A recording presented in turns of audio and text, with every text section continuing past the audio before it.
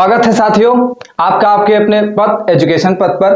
पिछले अध्याय में हमने हड़प्पा सभ्यता के परिचय के बारे में बात किया था। आज हम हड़प्पा सभ्यता के वैसे चीजों के बारे में अध्ययन करेंगे जिससे हमें हड़प्पा सभ्यता को समझने में और काफी मदद मिलेगी, जिसमें हम देखेंगे कि पुरातत्व का एक बहुत इंपॉर्टेंट रोल हड़प्पा सभ्यता को खोजने में बताया जाता है और है भी। ठीक है, तो हम सबसे पहला जो हमारा टॉपिक होगा वो हमारा पुरातत्व ही होगा। हम जानेंगे कि पुरातत्व से रिलेटेड और भी क्या क्या चीजें हैं जो हमें पढ़ने की आवश्यकता है। ठीक है, तो यहां पर हम ध्यान देंगे कि एक बार हम पहले चेक कर लेते हैं चीजों को ताकि दोबारा डिस्टरबेंस ना हो। ठीक है, तो ध्यान देते हैं कि यहां पर पुरातत्व क्या है आज हम पढ़ेंगे, व्हाट इज आर्कियोलॉजी। ठीक है, ध्यान देंगे कि पुरातत्व क्या है।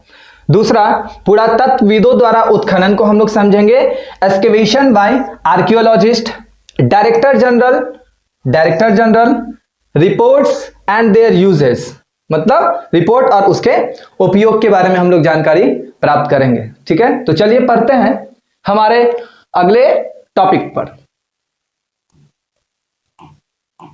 ठीक है, तो हम देखेंगे यहां पर कि पुरातत्व क्या है। ठीक है, और ये बहुत ज्यादा जरूरी हो जाता है कि पुरातत्व को हम समझें, क्योंकि जब तक हम पुरातत्व को नहीं समझेंगे, ठीक है, हम पूरे हड़प्पा सभ्यता को समझने में हमें बहुत सारी कठिनाइयों का सामना करना पड़ेगा। तो ध्यान देते हैं कि पुरातत्व क्या है। पुरातत्व एक विज्ञान है। पुरातत्व एक विज्ञान है, यह एक साधन भी है जिसके माध्यम से पृथ्वी के गर्भ में छिपी हुई सामग्रियों की खुदाई कर अतीत के लोगों के यहां ध्यान दीजिएगा, अतीत के लोगों मतलब ऐतिहासिक तौर पर वैसे लोग जो आज नहीं हैं, वैसे लोगों की भौतिक जीवन यानी कि वो किस तरीके से अपना सामाजिक, आर्थिक, राजनीतिक और धार्मिक जीवन का यापन किया करते थे। ठीक है, तो भौतिक जीवन का ज्ञान प्राप्त किया जा सकता है। इतिहास लेखन में यह अंतिम तथा सर्वाधिक महत्वपूर्ण स्रोत है। मतलब पुरातत्व क्या है, पुरातत्व एक स्रोत है जिसके माध्यम से हम इतिहास लेखन के लिए हम अतीत में झांकते हैं। अतीत में कैसे झांकते हैं, चीजों को हम बहुत गहराई से निकालने का प्रयास करते हैं, उसके काल के बारे में हम प्राप्त करते हैं कि आखिर वो चीजें कितनी पुरानी होंगी। ठीक है, हम पिछले अध्याय में देखे थे कि किस प्रकार हम लोग काल का निर्धारण करते हैं। अगर आपने वो वीडियो हमारा नहीं देखा है तो आप आई बटन पर क्लिक कर करके उस वीडियो को देख सकते हैं। ठीक है, तो यहां हम देखेंगे कि ये एक स्रोत है जिसमें हम सिक्के, अभिलेख, खंडहर, स्मारक, इन सारी चीजों की गणना करते हैं। क्या करते हैं, गणना करते हैं। ठीक है, गणना मतलब हम इन सारी चीजों का अध्ययन करते हैं ताकि हम इतिहास को फिर से लिख सकें। ठीक है, एक नए अध्याय को हम फिर से लिख सकें। ठीक है, तभी तो हम बहुत अलग अलग प्रकार के टॉपिक्स को हम आपके सामने लेकर के आ पाएंगे। तो यहां पर ध्यान दे सकते हैं एक और चीज, ये तो हिंदी माध्यम के लिए था, यहां पर हम ध्यान देंगे कि वैसे स्टूडेंट जो सीबीएसई से भी हैं उनके लिए भी हम साथ साथ वीडियो बनाते हुए चलेंगे। ठीक है, so what is archaeology?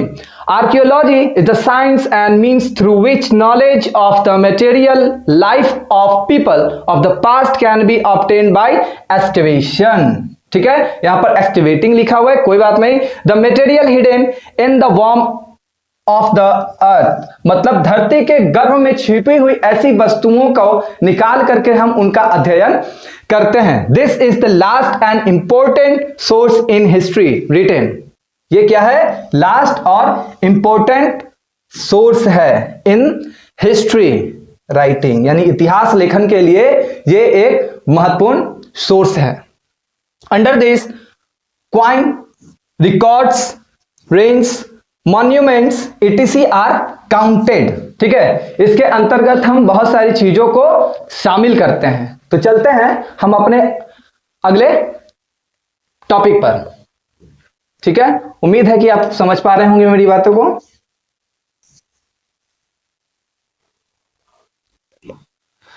तो जब हम पुरातत्व के बारे में बात करते हैं तो हमें यह समझने की जरूरी आवश्यकता आ जाती है कि ये पुराविद क्या है, ये पुराविद होते कौन है। ठीक है। तो निश्चित तौर से जो लोग पुरातत्व में काम करते हैं, चीजों को निकालने का प्रयास करते हैं और उसका अध्ययन करते हैं, उन सारे लोगों को हम लोग पुराविद कहते हैं। ध्यान दीजिए यहां पर कि पुरातात्विक सामग्री प्रत्यक्षदर्शी सामग्री, ठीक है। प्रत्यक्षदर्शी सामग्री मतलब जो चीजें हमारे सामने हैं, जिन्हें हम देख सकते हैं और जिनका हम अध्ययन कर सकते हैं, ठीक है। तो पुरातात्विक सामग्री प्रत्यक्षदर्शी सामग्री होती है, जिनकी खोज करने वाले को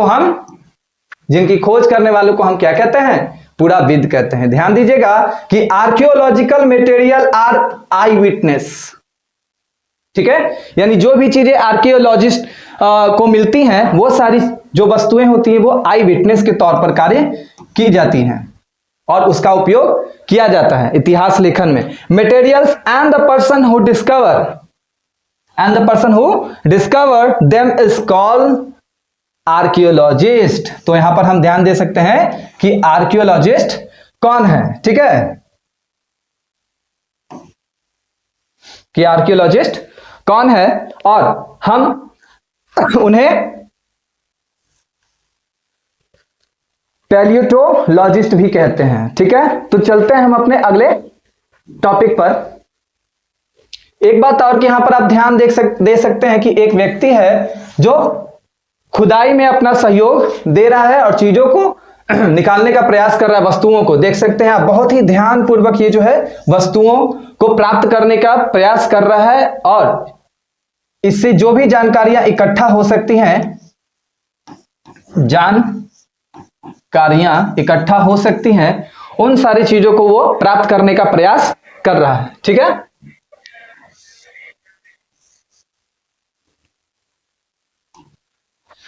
तो इसी संदर्भ में हम एक और चीज को समझने का प्रयास करेंगे, एक और टॉपिक को समझने का प्रयास करेंगे, वो हमारा होगा पुरातात्विक उत्खनन।